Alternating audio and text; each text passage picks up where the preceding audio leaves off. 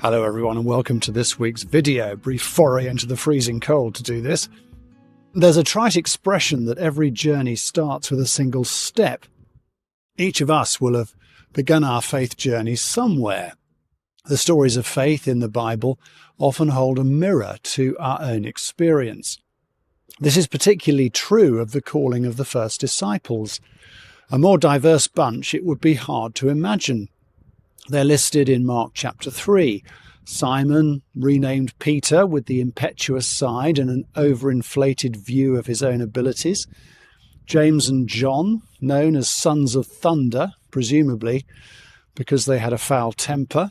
Andrew, the more devout one, who was a natural evangelist. Matthew, a tax collector and Roman quisling. Thomas, who recognized the importance of proof and personal experience in matters of faith. Simon the Zealot, an armed revolutionary, and even one of them who from the very start Jesus knew would betray him. There's a fascinating study to be done of how their lives were changed through 3 years with Jesus and the work of the Holy Spirit after Pentecost. Peter is broken and then restored. There is little evidence of a foul temper in John, whose intuitive and poetic gospel magnifies love. The varying accounts of the call of these disciples give different angles. One seems to suggest the call of Jesus and the decision to follow was instantaneous. Others, like the account in Mark, suggest that their specific ministries were called out from a wider group of people who had been drawn to Jesus by his ministry. This seems to be corroborated by other events like the healing of Peter's mother-in-law.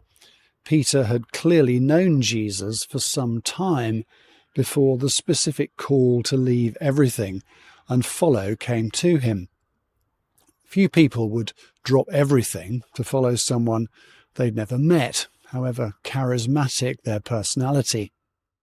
Their call, recorded in Mark chapter 3, charges them with some specific tasks to preach and to share Jesus' authority over evil. But there's something that preceded that call in chapter 3, verse 14. He appointed 12 that they might be with him. It's a theme that Jesus revisits elsewhere. For example, in his commendation of Mary for her devotion over and above the immediate tasks of hospitality. The church, like many organisations, has professionalised leadership. Our emphasis recently has been on a set of competencies that those called into ministry are charged to cultivate. And it's not those things are unimportant. Those called to teach the faith should be able to do it competently and in a way that engages their listeners. However, the New Testament emphasis is much more on the cultivation of character. The key to its development, so evident in the disciples, is that simple phrase, to be with him. They say that people begin to look like their pets. Now, I'm not sure that's true, but we too tend to become like the people we spend a lot of time with. As St. Paul said in 1 Corinthians 15:33, bad company corrupts good character. If we want to obey the primary call of followers of Jesus to become more like Jesus, there's no substitute for this.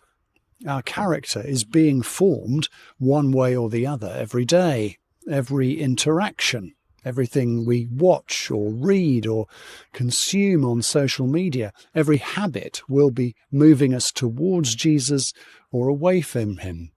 The ancient and well-tried disciplines of faith are impossible to short-circuit. I know that if I do not spend quality time with Jesus after one day, I will know about it. After 2 days, those closest to me will know, and any longer, you'll probably discern it yourself. Cultivating faith requires these sorts of disciplines. Now, Lent is coming in a few weeks, and I encourage all of us to use that time well. We could reflect on the amount of time we spend browsing the internet, on social media, and compare it to the amount of time we spend in prayer, the Bible, and spiritual reading.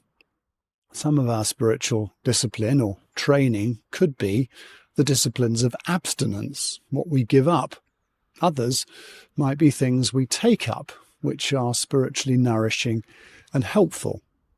Cultivating habits of prayer, Bible reading, and spiritual reading are one of the main ways in which we are with Jesus and become a conduit by which his Spirit can act in our hearts, doing a work of transformation. How are we going to be with Jesus so we can become the people Jesus wants us to be and to do the things he wants us to do?